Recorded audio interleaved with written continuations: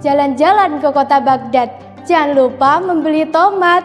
Jika engkau umat Nabi Muhammad, jawablah salam dengan semangat.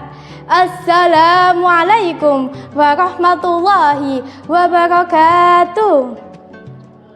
Innal hamdalillah nahmaduhu wa nasta'inuhu wa nastaghfiruh wa na'udzu billahi min syururi anfusina wa min sayyiati a'malina. May yahdihillah fala mudilla lah wa may yudlilhu fala hadiyalah. Asyhadu an la ilaha illallah wahdahu la syarikalah wa asyhadu anna Muhammadan abduhu wa rasuluh la nabiyya wa la rasula ba'dah.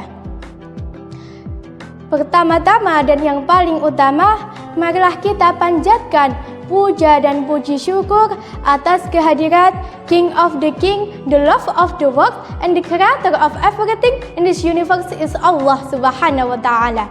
Biqaulina alhamdulillah.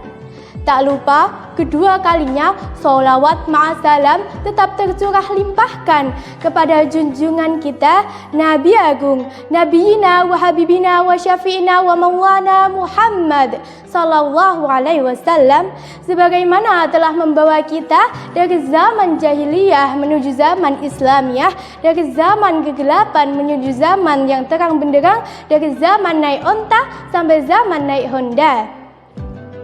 Sebelumnya, perkenalkan, nama saya Zafira Azra Khairina Mursyid dari kelas 8B. Sahabat Matsagir yang berbahagia, di antara 12 bulan yang ada pada kalender Islam, bulan Ramadan merupakan bulan yang paling istimewa. Tak terasa ya, kita kini sudah berada di tengah-tengah bulan Ramadan. Marilah kita tingkatkan ibadah dan keimanan kita pada bulan Ramadan yang penuh mulia dan penuh keistimewaan. Karena keistimewaannya, bulan Ramadan mendapat julukan sebagai Sayyidu Syuhur Raja atau pemimpin seluruh bulan. Atas julukan ini ada beberapa keistimewaan yang tidak dimiliki oleh bulan-bulan lainnya. Salah satunya adalah malam nuzulul Quran. Apakah ada yang tahu tentang malam nuzulul Quran? Malam nuzulul Quran adalah malam ketika diturunkannya Al-Quran kepada Nabi Muhammad untuk pertama kalinya. Ketika itu, malaikat Jibril menemui baginda Nabi Muhammad SAW ketika sedang bertahanus di Gua Hira. Setibanya di Gua Hira, malaikat Jibril langsung meminta kepada Nabi Muhammad untuk membaca. Bacalah, kata malaikat Jibril. Nabi pun menjawab, aku tak bisa membaca. Lalu malaikat Jibril mengulangi kata tersebut, yaitu bacalah. Perintah membaca diucapkan malaikat Jibril sebanyak 3 kali. Namun Nabi Muhammad tak berubah, ia terus mengatakan, aku tak bisa membaca. Sampai pada satu titik turunlah wahyu Allah yang pertama, yaitu Quran surat Al-Alaq ayat 1-5 yang berbunyi, A'udzu billahi minasyaitonir rajim. Bismillahirrahmanirrahim. Iqra bismi rabbikal ladzi khalaq. Khalaqal insana min 'alaq. Iqra wa rabbukal akram. Alladzi 'allama bil qalam. 'Allamal insana ma lam ya'lam. Shadaqallahul 'azim. Sahabat Matsagir yang berbahagia, Al-Quran merupakan penyempurna kitab-kitab sebelumnya. Al-Quran turun selama 23 tahun, tepatnya 22 tahun, 2 bulan, dan 22 hari. 22 tahun terdiri dari 13 tahun ketika Nabi Muhammad hijrah ke Mekah dan 10 tahun ketika Nabi Muhammad hijrah ke Madinah. Ayat-ayat Al-Quran diturunkan secara berangsur-angsur. Allah Subhanahu wa Ta'ala menurunkan ayat-ayat Al-Quran dalam beberapa momentum. Ada yang turun ketika ada kejadian tertentu, ada yang turun ketika Nabi Muhammad ditanya oleh kaum musyrik, ada juga ayat yang turun tanpa adanya latar belakang apapun. Lalu, amalan-amalan apa saja yang dapat dilakukan dalam memaknai dan menyemarakan malam nuzulul Quran? Setidaknya ada 2 amalan yang dapat kita lakukan dalam memperingati malam nuzulul Quran.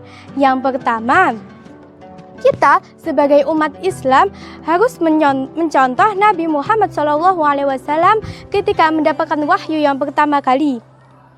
Amalan itu adalah mendekatkan diri kepada Allah. Jika dahulu Nabi Muhammad menyendiri di Gua Hira dalam rangka bertahanus, maka di zaman sekarang umat Islam melakukan pendekatan diri kepada Allah dengan cara beriktikaf di masjid pada bulan Ramadan. Iktikaf sendiri diperintahkan oleh Nabi Muhammad. Nabi Muhammad SAW bersabda yang artinya, dari Ibnu Umar diriwayatkan bahwa ia berkata, Rasulullah SAW selalu beriktikaf pada 10 hari penghabisan bulan Ramadan. Yang kedua, memperbanyak interaksi dengan Al-Quran, baik dalam bentuk membaca, mentadaburi, maupun menghafalkannya. Dalam salah satu hadisnya, Nabi Muhammad mengatakan bahwa setiap orang yang membaca Al-Quran akan mendapatkan ganjaran 10 pahala untuk masing-masing hurufnya. Hal ini tentu akan dilipat gandakan pada bulan Ramadan. Para ulama-ulama memerintahkan untuk senantiasa menghatamkan Al-Quran selama bulan Ramadan. Umat Islam minimal 1 kali khatam pada bulan Ramadan. Umat Islam mesti memiliki rencana dan strategi agar di akhir Ramadan dapat menghatamkan Al-Qurannya. Hal ini dapat dilakukan dengan cara berangsur-angsur sebagaimana Nabi Muhammad menerima wahyu dari Allah. Selain itu, jangan lupa juga untuk berdoa. Semoga tahun depan kita semua dapat dipertemukan kembali dengan bulan suci Ramadan.